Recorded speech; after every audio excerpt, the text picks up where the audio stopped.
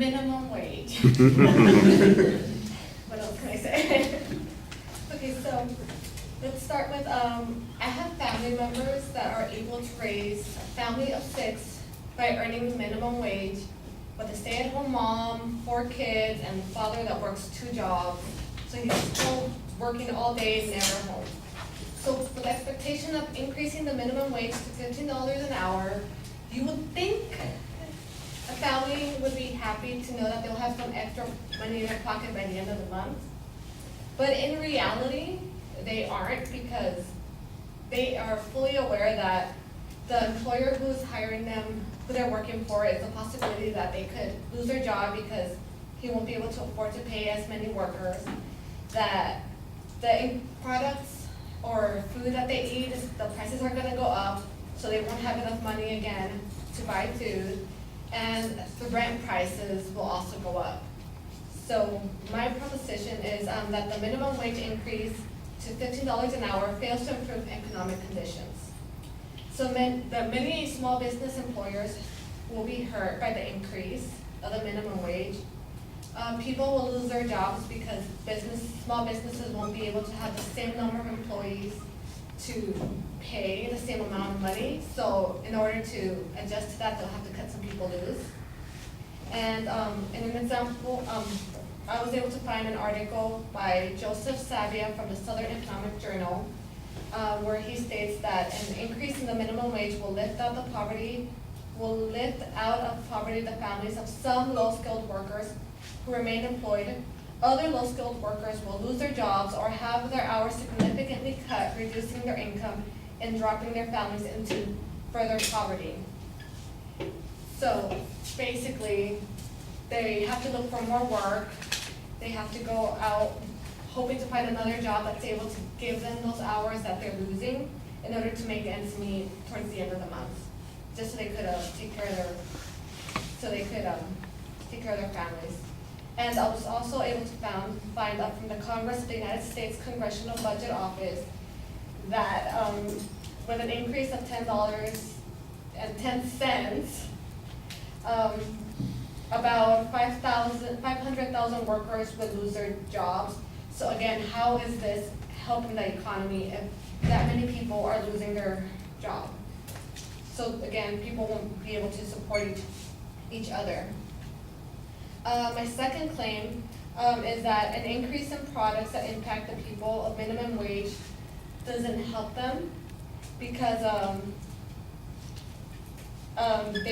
they're not able to afford them because the prices go up. And an example is from the John Wibby, for the journalist research on today's topic, that the people aren't able to afford things because of the increase, so therefore it's not helping the poor people. And also from Debra COF from the San Diego Union Tribune, that overtime costs are going up approximately 11%, and this is increasing the prices for automotive services and food and other products that people use. So again, it's not helping the economy at all, because people are losing money, and they're basically in the same situation that they were before.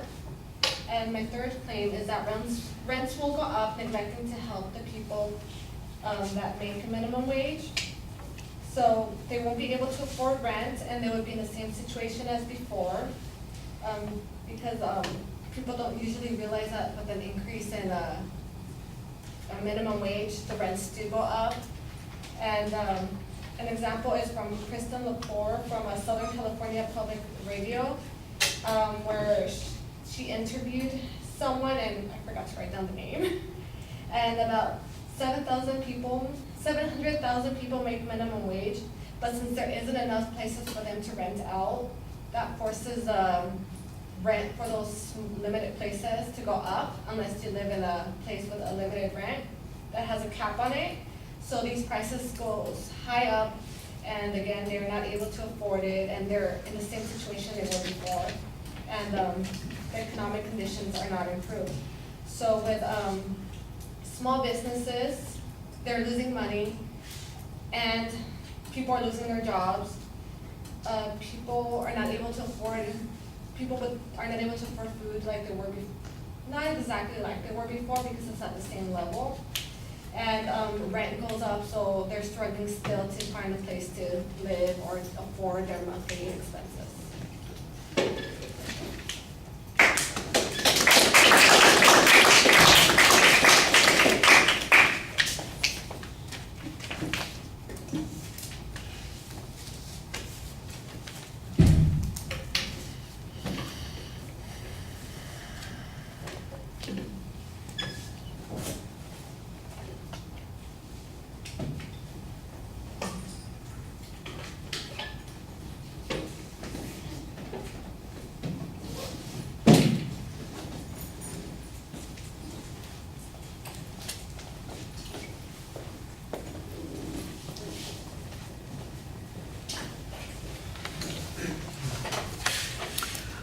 All right, Deborah, we've got a clear proposition. The contents are previewed, I think,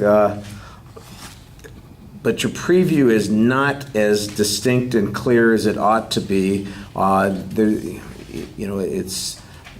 say it fails to reduce economic problems, it's going to hurt small business, it hurts jobs, and that all sounds like it's kind of the same argument that you're going in a circle on the preview. And then when you get to the body of the speech, well, there's an argument about price increases, there's an argument about rents. I think that you need to have it a little firmer.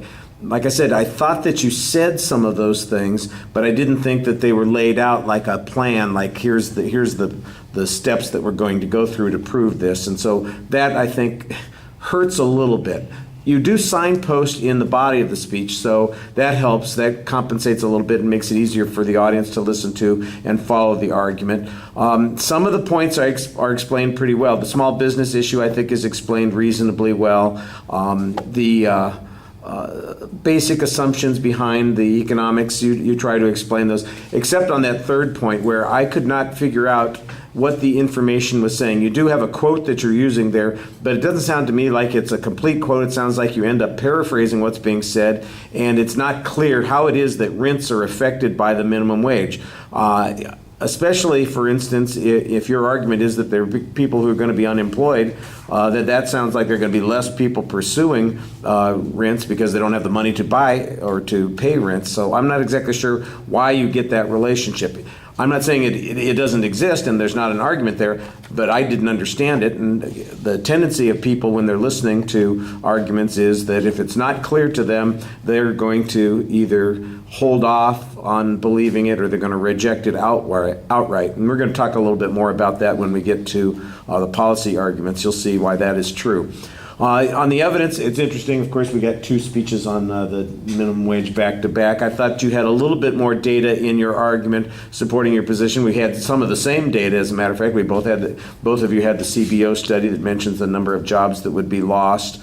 But there's some additional information here about how prices would increase. I thought you explained that. 11% increase related to auto services and prices for products, that sort of thing. Oh, your label on the second point, go back to the organization for a minute, that was a little bit confusing. It's basically an argument that says prices will increase. You used the term products, and I didn't understand what it was you were saying at first, but once you started explaining the argument, I understood that's just an inflation argument that's going on there. So it needs to be clear. I'm not sure why you hyped it up with some different language. You just need to keep it relatively simple for the argument. Make declarative sentences, it's easier to follow. Small businesses will lay off people, cost of services and products will increase, and rents are going to become intolerable, something like that. Easier to follow, and you don't have to worry about excess verbiage. I thought you did a nice job speaking to the audience, especially at the beginning when you've got this reluctant kind of example that you're using from a personal perspective. You know people